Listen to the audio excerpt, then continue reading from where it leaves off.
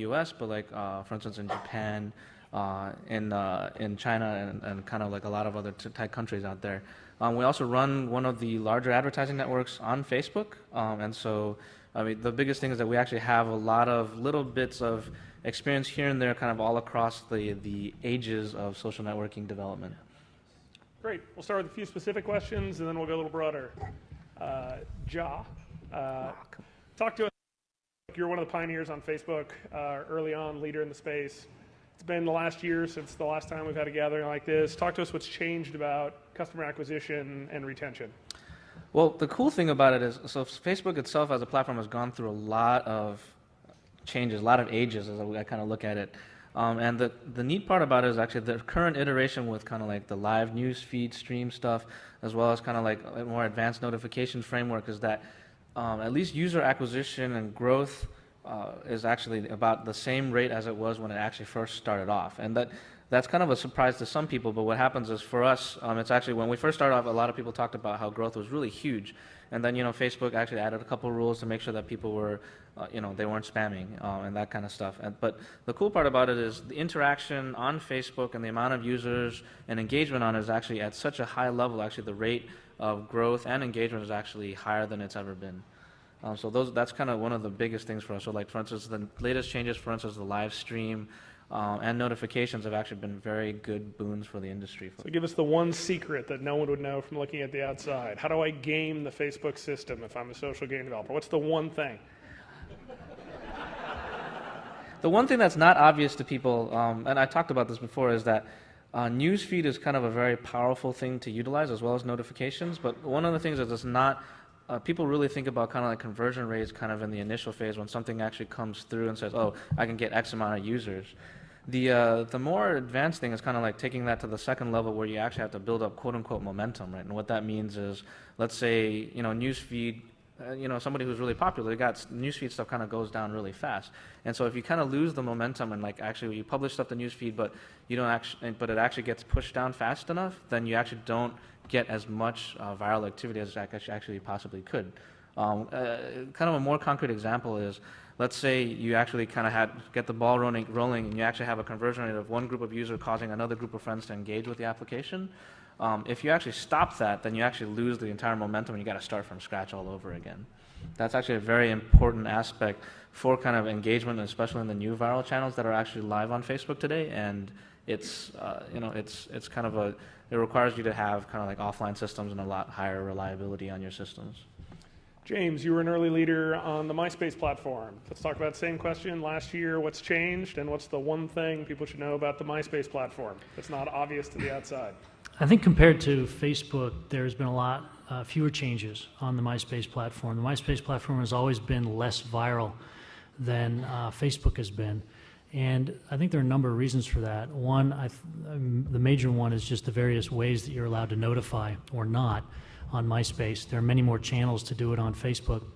And, for us, our ability to succeed after about 3 or 4 months of trial and error on MySpace was based around the sort of 4th and 5th time visitors and engaging them more than trying to just juice the initial invite path the way you could on Facebook or in an email.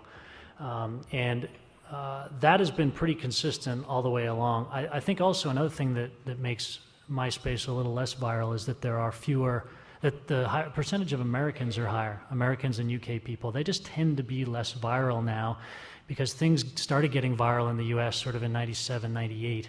And a lot of people are just aged up for these messages, and so they respond less frequently. I think the momentum issue is a very good one around sort of viral acquisition because, we did an experiment probably about 5 years ago with a site that was identical to ours, and we were friends with them, and we both built a viral website. And we had a hiccup on our database on day 4, which lasted about 6 hours. And that diverged the viral growth path of the two sites so that 6 months later they had registered 58 million people and we had registered 45 million people, literally back to that 1 6-hour glitch. If you lose that momentum, you can lose a large portion of your acquisition. It's a very delicate, artistic type of approach to user acquisition. And what I tell people when they come to my office to ask about this stuff is you have got to make it part of your DNA to virally acquire. You've got to make it in your heart. You've got to actually feel what it means to make it viral. And there are a few people who have done that, including these guys. And you've got to bring that into your company in order to make it work, because it's very delicate.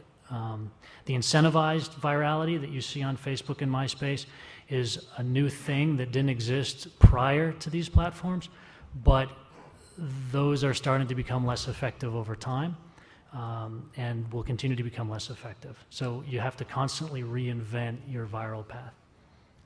Anu, as a leader in offers, clearly engagement and monetization are directly related to each other. So you see across many of these apps, what are the trends you're seeing in the last 3 to 6 months as you start to see monetization and how engagement is so directly related? Any specific types of apps that surprise you? Any specific types of games?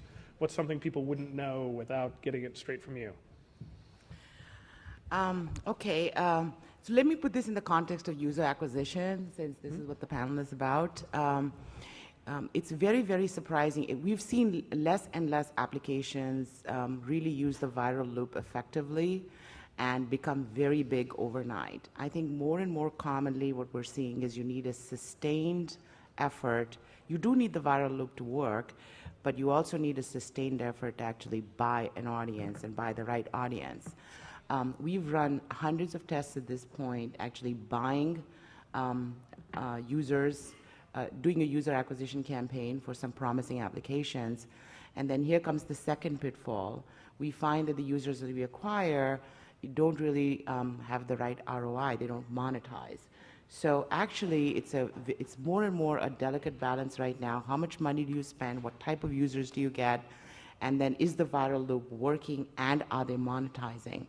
So what would you find from us that you wouldn't find? It's still, we can be surprised. Who monetizes best when you acquire them? Who should I acquire Scandinavian women? There may be other reasons. Yes, yeah. you should acquire Scandinavian women if my wife you would like Scandinavian women, but it's always you dragging it down. no, who should you acquire? Well, certainly the US traffic from a monetization perspective is one of the easiest to monetize. UK, Australia, all of those English-speaking countries from a direct payments and also offer perspective is highly monetizable. We have a sparsity of offers in some of the smaller or non-English-speaking countries in the industry, so those are not as desirable. In some countries, there simply aren't valid payment methods for the users to use, so those are not desirable either. If you can get women, 34 to 50 who actually spend money in the US, that is absolutely the best audience to get. Sounds like WonderHill. Greg Tseng, you are one of the well-known geniuses in customer acquisition off the social networks. So give us the secrets to Tagged in terms of what you learned so far in a short answer, because we could have this debate for a long time. Oh yeah.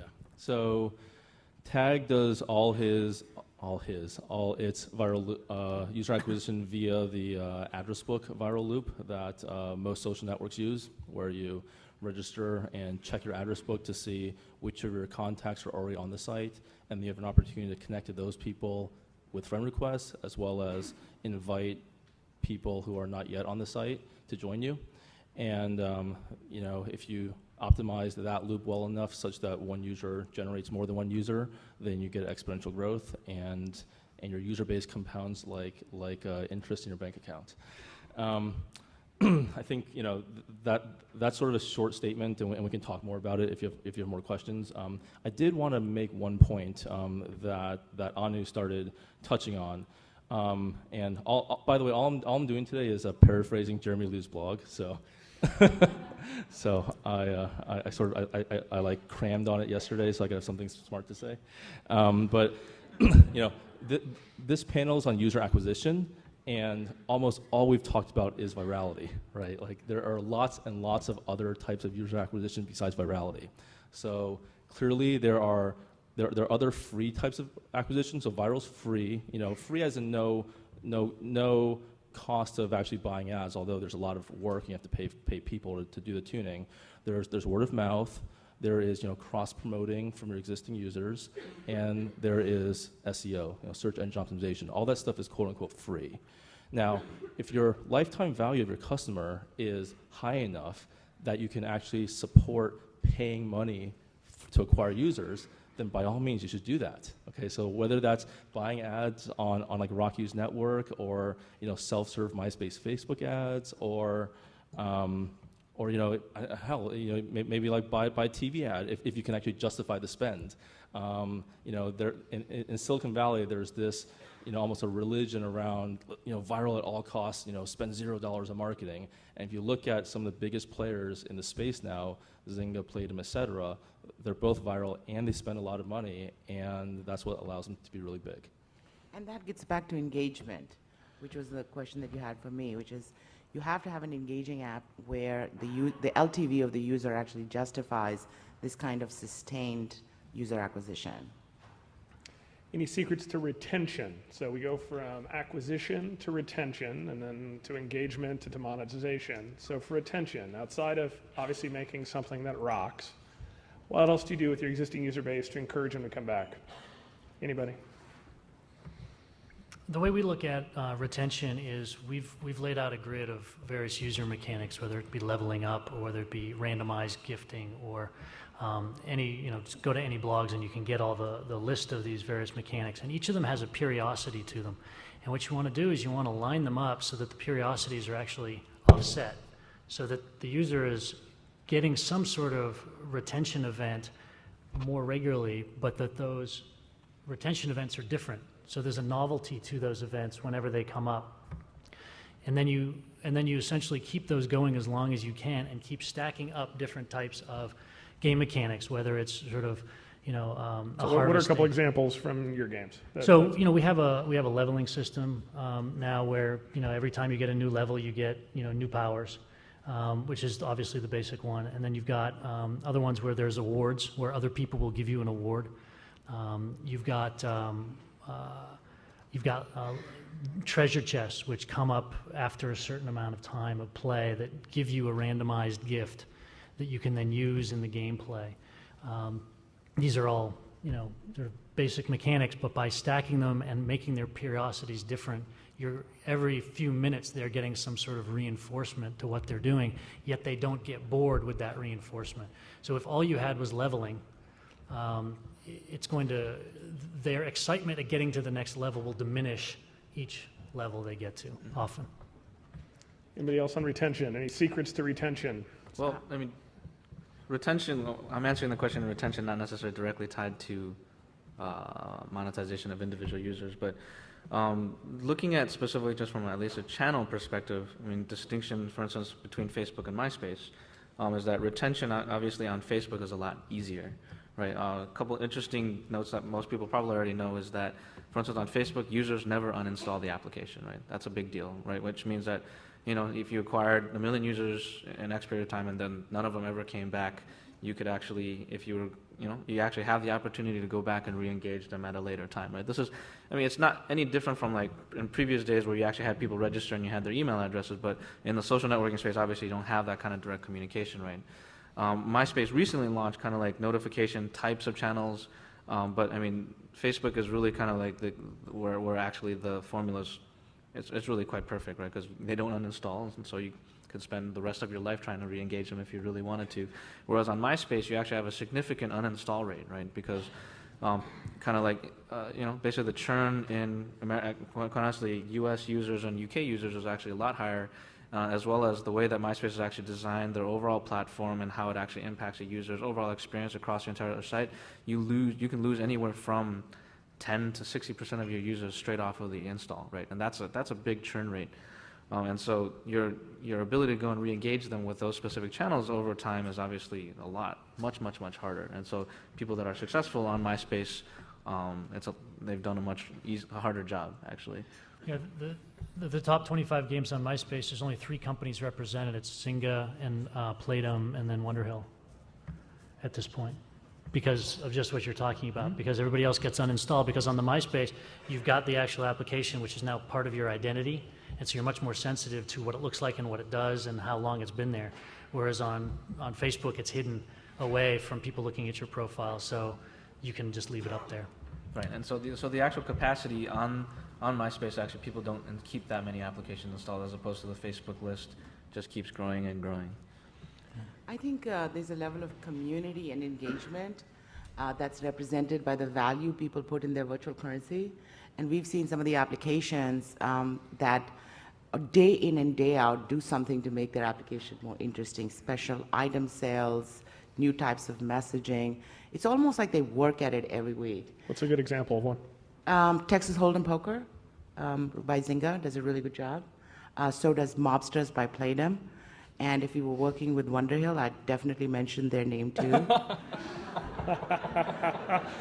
Wow, the claws come out. Okay, you know. Thank you for that question. So,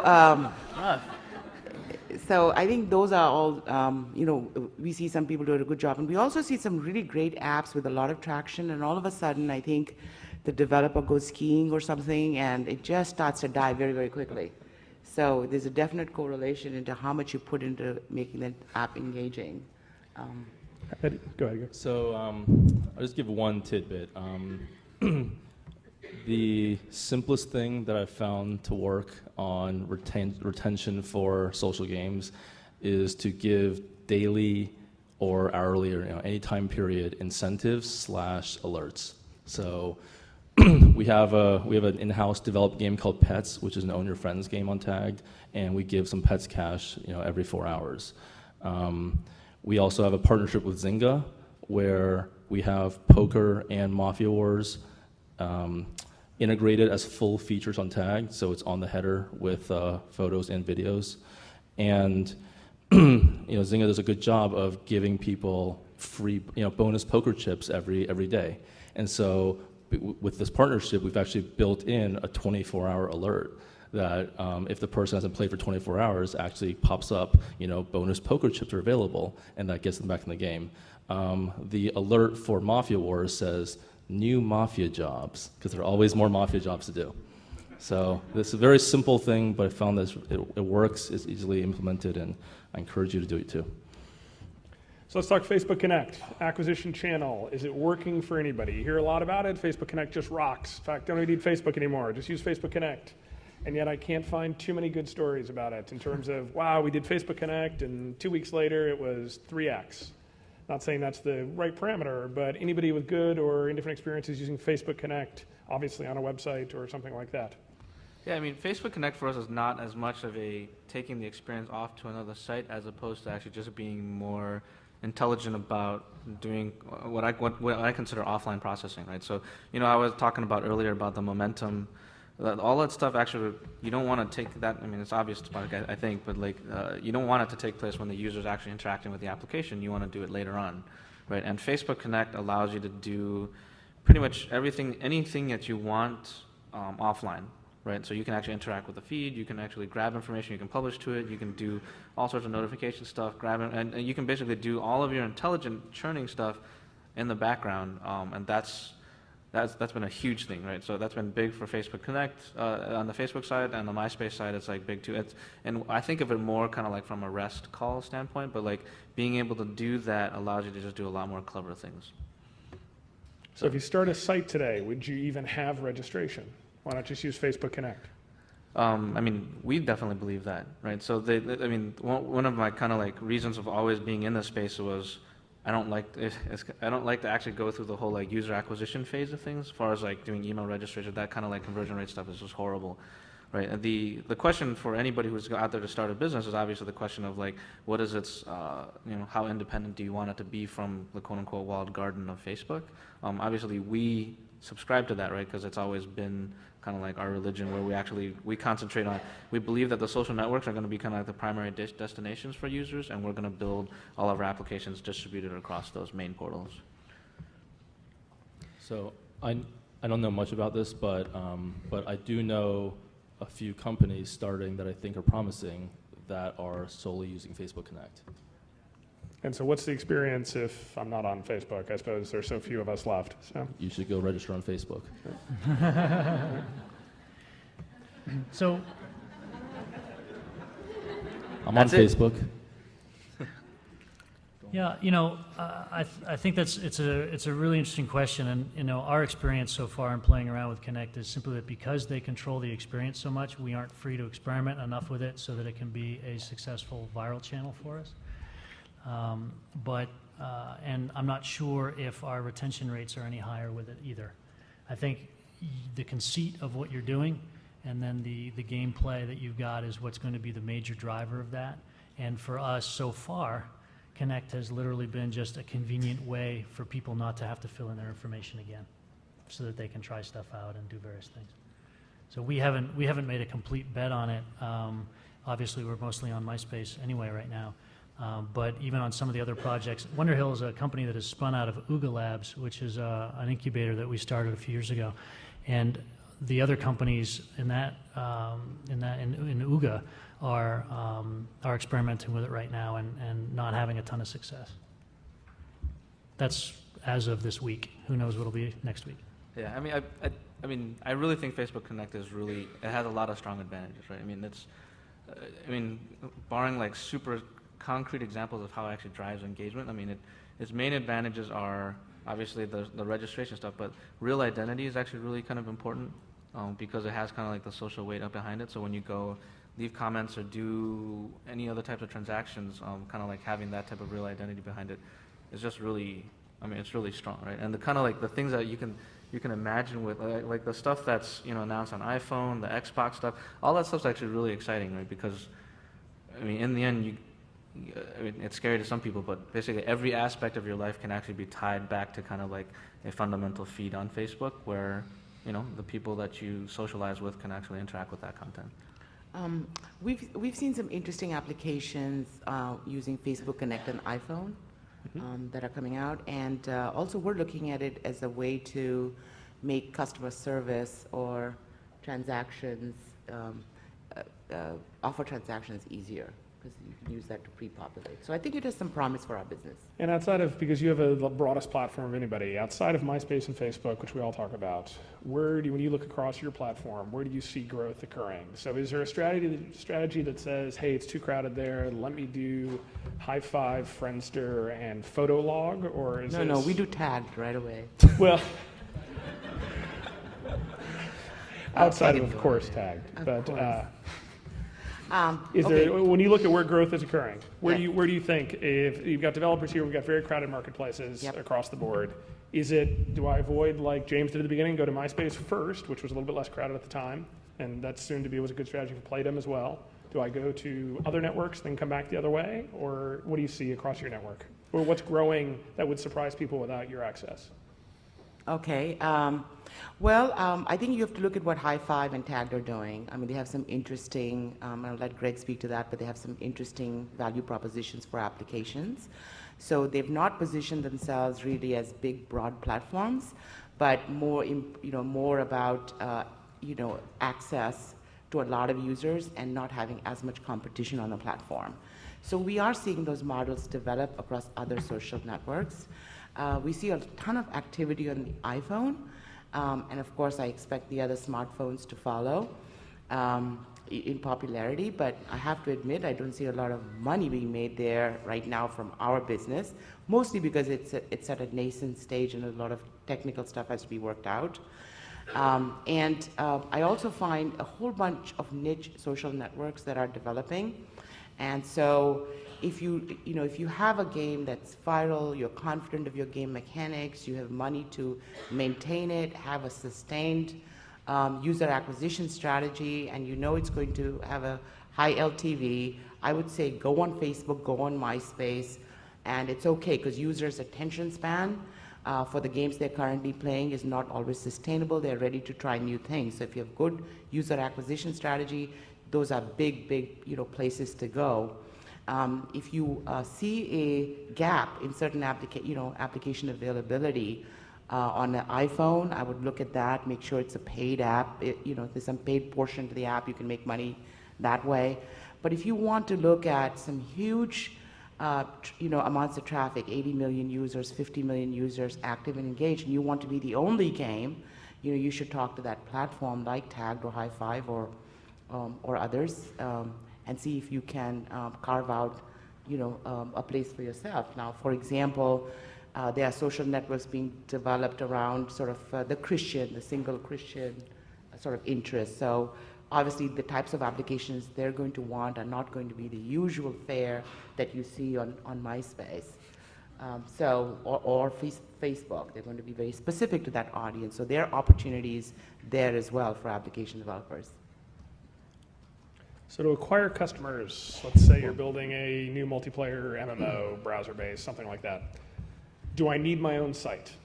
Or can I just go Facebook and potentially MySpace? Do I need to build my own site? Some of the bigger players, Playfish launched PetSociety.com. Some of the other folks here, WonderHill appears to have a website coming. Do we need a destination website as well? Or can we just say, hey, MySpace and Facebook will figure it out. Let's let them just be the platform and assume that it will work out that way. Well, we're working with a whole a genre of these free-to-play standalone sites, right? Games that have built up 40, 50 million users, perhaps in Europe, perhaps here in this country, that are all free-to-play and have done a great job of monetizing their users through microtransactions. So we know that model works.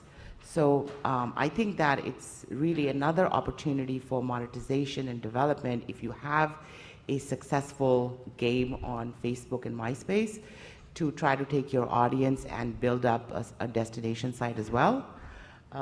It's just another platform where you can closely control, the user experience and the type of methods that you use for monetization and the type of advertising you show them, and you're not bound by any platform, terms of service or platform changes. So it's very, very attractive to build up an audience on any platform and have your standalone destination site.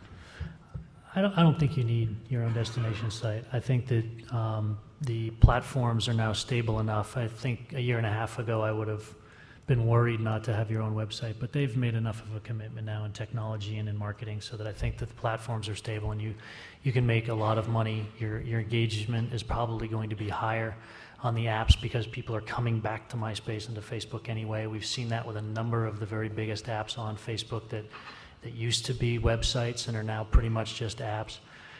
They only work as businesses on the platforms. So I don't think you need to have it. I think you might want to have it as another way of experimenting. If you've got the bandwidth in your company to do it, it might be fine, but it's very hard and very expensive to get people to a new website and to get their identities wrapped up in that website. It's a much smaller psychological jump to add an app to something you're already emotionally invested into, like your profile on MySpace or Facebook. Right now we've got a website very much like Playfish's, which is just a place to come to learn more about the company, and then you click off and you go to MySpace or Facebook. We're in the process of deciding right now whether we are going to, take a few people and try to build up a website. But I think, like anything with this, you've got to make a real commitment to it. So it's got to be a strategic plan. And the one thing that I would mention that might not be obvious is that if you have your own website, it may be that the older people who are in charge of the larger companies that acquire smaller companies like ours might value your company higher if they see a website they can own. It's kind of strange, but that's kind of how some of these things work. And if they just say, so where's your company? And you got to go, well, you go to Facebook, and then you click on this little link in the bottom left, then click again to open up the search bar under Browse, and then you got to go up there and type it in, and that's where we are. That's why you got the vanity URLs now, right? Yeah, you can have the vanity URLs on Facebook, so they're helping you to do that already. Yeah, I mean, that's actually the destination site is just a form of engagement. That's all it is, right? Because one of the important things for all the game developers is how does the user come back to your game, right? Like you build in the mechanics for reminding them to come back periodically, that kind of thing. But one of the biggest problems is how do they come back, right? And so one of the biggest things that every game tries to do, and I remember early on in the Facebook platform, remember when you had all the links on the left side? That was actually a major source of engagement for games early on. And so biggest thing today people push for is actually bookmarking, right? And that's just bookmarking in the Facebook concept, but having a destination site where users can bookmark it the old school way, is actually still kind of an important form of engagement, right? So if you think about I mean, we talked about a lot of different components, right? Obviously, free-to-play MMOs already work, right? Because that means that they're willing to go through at least some sort of hurdles and they're willing to register a specific site. In the end, you just want to come up with as many ways for a user to like, oh, I wanted to go play this game. I don't remember how I got there, right? Right now, if you don't bookmark it on Facebook, it's a pain in the ass to get there, right? You go in, it's not in your left bar thing. You got to go find it. You go look for a notification that came in a long time ago. It's a lot easier if they bookmarked it or like they remember, oh, I want to go to WonderHill.com or something like that, right? So that's how we see destination sites. And one thing that's actually where kind of like the Facebook Connect stuff does come in is that the conversion rate between Facebook and MySpace to a destination site isn't as bad as people would think. Greg, you've got a very popular website. Do you need to be on Facebook directly? Do you have to, is it just you're a fool for not being on Facebook with a big presence because the traffic acquisition and it's going to become a huge source of traffic for you? Oh, is Tagged a fool? Or does anybody here? So Tagged is doing very well, so it's not a, but do you feel you must have a Tagged destination place on Facebook? So I don't think, how should I say this? I don't feel like we have to. I think platform is, Facebook and MySpace platforms are one of many possible channels, in addition to just a standalone website, mobile, and so on and so forth. Thus far, we've decided to just focus on our standalone website, and that's really just an internal focus decision. Next year, you may see us building applications on either social networks or mobile devices. And I also want to say one more thing, actually, touching back on the previous two questions. So I do agree that the large platforms are now probably stable enough that you can obviously build a great business on it and so on. It is still changing, and what we've decided to do at Tagged is actually be contrarian and not have an open platform, but instead have a closed platform and signed individual BD deals with contractual deals with the top developers, and thus you have a contract in hand that you've signed with us, and you can't do this with Facebook or MySpace, and we know what you're going to deliver, and you know what we're going to deliver, and we're not just going to change rules on you every so often. So that's what we've done with Zynga so far, and we have some more coming down the pike. All right, let's open it up to questions. Any questions in the audience? Customer acquisition, retention. What does Offerpal actually do? Oh, okay. Oh, everybody hold on. I have to answer that question. What does Offerpal actually do? Hold on, we got a right here in the front. Third row, the woman right there, sorry. Hi, I'm Mercy Victoria Grace from Game Layers. We're a small game studio. I have heard a lot about, mostly in the tech community, this idea that games are spamming people. Like Spy Masters on Twitter has gotten a lot of heat from that. And I was wondering, from a user acquisition and retention standpoint, is it really a bad thing for the mainstream people? Because I recently read that 80% of people on Twitter actually have less than 10 followers. So it seems like it might not be a big deal outside of the tech community. Is the question, is it really worth trying to get viral given the graph characteristics, or? If it turns off possible players because you are seen as being spammy. Yeah, that's a great question. This is something, when you look at, the two main forms of acquisition, whether it's buying traffic or whether it's trying to get viral, they both require constant care and feeding. It's a way of life, both of them. Very few companies have been able to do both at the same time. Those who can have gotten quite large because they do require such commitment. The challenge of the balance between aggressiveness, over-aggressiveness, and sort of helping them make the experience more rich and doing things that are beneficial, like bringing in your friends into a game, you're going to enjoy the game more. And in fact, you're going to retain longer. You're going to stay there longer if your friends are there. So it can actually be a real benefit to you to give you ways of bringing people into the system. Or even designing a game that without your friends there, it really doesn't work, so there's no point in doing it. So the conceit of it, the idea of it, from the outset, causes you to think, the more people I invite, the better it is for me, the better it is for my friend. sort of that balance is something that you have to work on all the time. And the problem is you get bumped up against your business model. You've got to keep acquiring people, you've got to keep growing, or whatever, in order to sustain the investment you've taken or the employees that you've got or the goals that you have. And you have to make your decisions every week, every month, as the landscape changes, as the metrics change. How aggressive do you want to be? And I think there are a lot of people who come at it with the idea that they don't give a crap. You know, that it's about winning in business, and in the end, if you're successful, people forgive you. And that has been successful for people. But you just have to decide who you are and how you want your games to be perceived and what type of people you want. You know, I feel as if Playfish has done the best job of balancing that act, if you want to take a look at their viral paths. Right, so it's, I mean, in the end, like, there's also kind of like a philosophical thing, right? So the biggest thing about the social networking space right now is, I mean, the reality is there's actually just a lot of users. There's a lot of people out in the world, right? And the question is, how big do you want to be? And because I'm going to answer in a more practical standpoint, right? Because if you want to be really, really big, then there's a concept that which, like, you know, I'll go and claim kind of in the social networking space that hasn't been paid attention to is the concept of branding, right? And the whole example of that is you can measure. It's really hard for you, especially in a space that literally can change in a month, to actually measure 9-month retention, right? That's something that was literally impossible. That's like 9 life cycles, and so. It's in the past, as far as like the trade-offs, I mean, there's always been a good tuning trade-off as far as like user acquisition and kind of like the people that you're actually burning out. And that was never something that people paid too much attention to in the beginning. But as far as like when you're actually trying to become, and especially in our goals, basically being a reach application, a reach game where you're reaching, you know, over 10% of the users on Facebook, that kind of thing, then the branding and the experience stuff actually has a major impact to it. And so one of the things that we definitely do a lot is very straightforward, very simple kind of like retention metrics, right? Which I think that all of us actually look. And the basic thing is just looking at the percentage of returning users that you get every single day, without looking at specific promotional channels, right? And what should that number be? If I'm out here and I don't know as much as all the experienced people here, what is a number that is, you know, you're happy with? Not ecstatic, but what is a number you say, hey, we're doing okay here?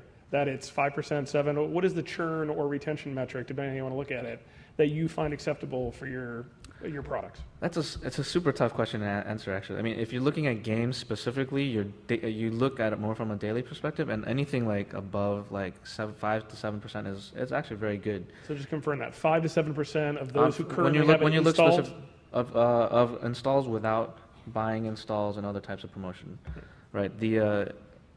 But like, I mean, it really depends on what your growth curve looks like, and it also looks at the type of application you're using, right? Because games are specifically set up with different types of incentive periods, right? And so basically, if your game is actually set up on a weekly incentive period, you know, the number that you're actually trying to tune is a little bit different. Right? And so, James, any number that you look at that makes you happy versus makes you sad? I would give you that number if I had it. I really would. I have been trying to figure that out. We've only been at this for a bunch of months now, and we're trying to hone in on that, and that's the question I ask all the time. Because one of the things that was clear to me about the web back in '99 was that it was about low-cost user acquisition. Now what's clear to me about the gaming world is it's about retention. Because if you can retain them, then you can buy them all day long. And even if you're at a 0.2 virality or a 0.4 virality, you're still going to have a robust business if you're retaining people really well. Yep. And I just don't know what that ceiling can be because I'm not a long-term experienced gamer. I want to ask Sebastian that from Playfish. I can tell you from a monetization perspective, there are some games where we see 5 to 7% of their daily actives that come in and, you know, do transactions, and others where it's closer to 40%. 40% of their daily active users would actually do a transaction. So that just tells us the level of engagement. Great. Can you tell us what types of applications get the 40? Sure, absolutely. See me later. No. RPGs, you know, good, well-done RPGs, you know, get 30 to 40%. Greg, you've been doing this a long time off the social media networks, but you're doing it yourself. Well, what's a number? Obviously, it's related to growth, like Josh said, but what's a number you're happy with in terms of daily or monthly churn or retention? So I think probably the most important number is your conversion from monthly active user to daily active user. So, you know, Facebook has 200 some million active users, and half of them log in every day, or I should say on any given day, half of the monthly active users log in. So that's the gold standard, 50%. We're currently at 20 to 25%, so we have a little ways to go. But I'd say anywhere from say 10 to 50 is probably a good range. Questions from the audience? In the back, blonde in the back. Sorry, I can't see that well from here. Scandinavian. Scandinavian. Yeah, it's a Scandinavian. Sorry, we've acquired a Scandinavian woman. So, Hi, I'm Paulina from Atari. When we talk about target audiences in games, we often talk, or we would include the under 13 crowd, the tweens. And in this case, as far as I know, on social networks and specifically on Facebook, you cannot register if you're less than 13 years old, presumably due to data capture laws and whatever. So I was wondering if any of you are actually reaching out to the under 13 age group, or whether you just know that there's loads of 11-year-olds pretending to be 25. which we would never admit to if it were true. But any answers? We do not actively, we do not market at all to under 13. That's our policy on our network. But we do know that there's loads of 11-year-olds pretending to be 13 on Facebook. We often hear from their parents about, who is this godfather and what are these favor points and why are they in my PayPal account? And believe me, our customer service department is pretty busy answering those emails. There's a lot of issues with the COPPA compliance, et cetera, of how you can interact. There's some big companies like Dragon Fable, et cetera, that have a younger audience that have learned how to deal with that issue. But you really have to be very, very careful when your audience is under 13 and you know about it. There's certain legal requirements that you have to meet. This side of the room, any questions? Over there, and the hand up in the air. Yeah, the only one with his hand up in the air. Charles is trying to get her attention. Not anymore. Is he? He was. So I was also wondering about the team sizes before launch on a lot of these games, and then what's the size of the live team and approximate schedule. And then a second question is... How is that an acquisition or retention question? Well, I was curious about how the live team, what size the live team is to retain customers with new content and events. Good spin. Good save. And the second one is, do you think we'll see popular IP used to acquire customers like The Godfather or Godzilla or something like that? Let's go with the second question. So are we going to see popular IP? We haven't seen it. Why, as opposed to mobsters, iMob, Mob Wars, apparently there's some confusion over how that's advertised. Why are we not seeing The Godfather, The Sopranos, et cetera, attached to these titles? Or should we, as a way to acquire customers? I think you will. I'll just take a guess. Yeah, I think we're going to see it. I just think it's a matter of time. Everyone's been so busy figuring out what this is and getting their games up. I think you're going to see a lot more IP licensed as a way to get people to click through on a higher basis and maybe stick around because it's a brand they recognize. I was having this discussion earlier today with some guys who are in LA who are kind of taking this tack, and our experience over the last 15 years of developing websites where we touched a lot of brands was that it works a lot less well than you think, and that you can for free take a new conceit like Farmtown and just go and crush, and that the time and the money and the onward negotiations with your licensing partners often makes it not worth your time. And I would just say I feel a lot of people feel like they're doing business when they're doing licensing agreements, and they feel like they're smart and getting proprietary advantages, but they should probably just drink some more beer and come up with some better ideas, and they often will do better.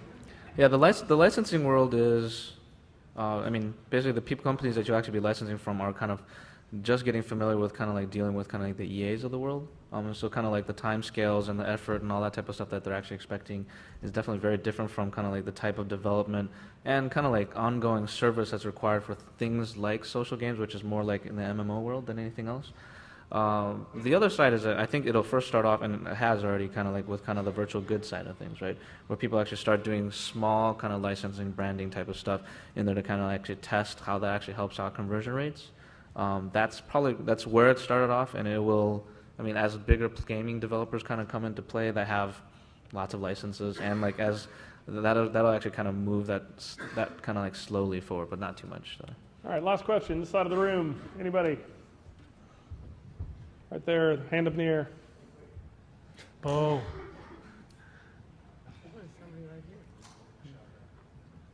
Hi, I just had a quick question about the term, I think, incentivized virality that someone used earlier, and that how that's diminishing as an acquisition, as a valid kind of approach. I wouldn't quite, I think that would be an example of like in Mafia Wars, say, where you're encouraging people to recruit their friends to be part of your mob. But was that the example that you had in mind? Someone in the panel mentioned it. Yeah, I'd mentioned it. Yeah, I think that, you know, when you looked at the email virality of 2002 or 3, there wasn't a lot of, hey, if you send this email out, you will get X. And it just didn't support it. Like, we tried it, and it just failed every time, but it seems to be working quite well for Mob Wars and other games on these platforms. Just, you know, you get coins, or you get goods, or you get more bullets, or... Yeah, it's clear the rise of virtual currency has given us a new incentive that is much cheaper and obviously zero to low cost to deploy versus physical goods or gift certificates or anything like that. So but you guys think it's not going to remain significant, or it could decline? Oh no, it's actually one of the most important things in games, right? I mean, every single game out there, period, actually has some degree of incentivized virality, whatever you want to call it, right? Because the whole point is, like, even in like Playfish games, like it's a little more subtle, but like it's very strongly there, right? It's basically the whole concept of like interacting with more friends or doing something social allows you to kind of advance in the game one way or another. All I was saying was that it's been used for the last 2 years, and it's still a very critical component of all these games, but that, like all virality, its effectiveness will diminish over time. Like, oh, this is the 8th game I've gone to where I'm going to get 15 gold coins for blah, blah, blah, and you're like, yeah, whatever. You know, you have to be careful too in terms of service. For example, you know, incentivizing people to send invites to their friends, and you know, first of all, the friends may not like it, and also the quality of players or installs that you get are so poor that, you know, you have to be very careful. And of course, you give out too much virtual currency, as he mentioned, it doesn't have, you know, that much value anymore. So it's a bit of a double-edged sword. I mean, virtual currency as an incentive really works, but you have to really be careful in your game how you use it. Got it. Great. Let's give a hand to the panel. Thank you all very much.